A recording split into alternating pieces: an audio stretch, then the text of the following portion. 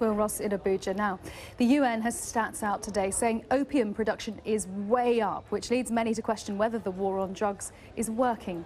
And also today, a worldwide campaign called Support, Don't Punish is calling for governments to treat drug addicts rather than jailing them. Let's just show you some of the pictures from events going on in around 100 cities worldwide.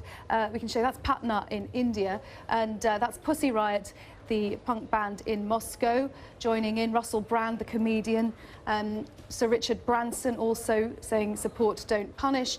Interestingly, these are Bolivian police on the front line of the war against drugs. They are holding up that banner, and that is Caroline Lucas, a Green Party MP here in the UK. Just a couple more to show you, some Palestinian women protesting, and this was the scene outside the Houses of Parliament here in London. Now, joining me to talk about this more, the woman who is coordinating the campaign, Anne Fordham from the International Drugs Policy Consortium. Now, Anne, just tell us why you've been doing this today.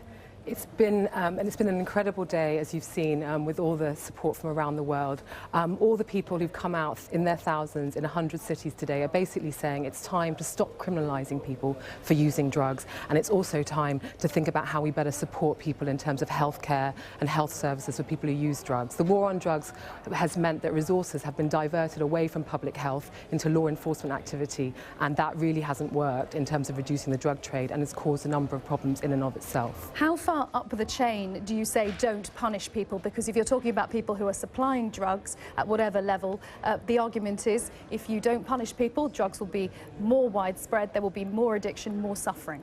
Well, this campaign specifically focuses on the removal of criminal sanctions for drug use itself. I mean, there are wider debates to be had about how we control the drug trade beyond that, but the message of our campaign is to say it's time to stop criminalising drug users and putting them in prison, and it's time to reconsider the issue and consider what, the broader debate. What is the response of governments generally? Is there any idea that they will be listening to what you and others have been saying?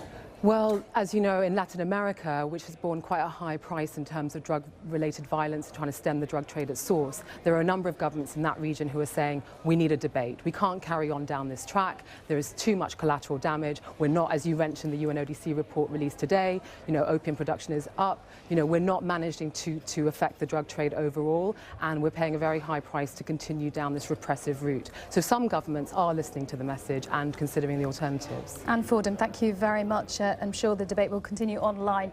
@BBCOS is our Twitter address if you want to contribute. Now, do stay with us here.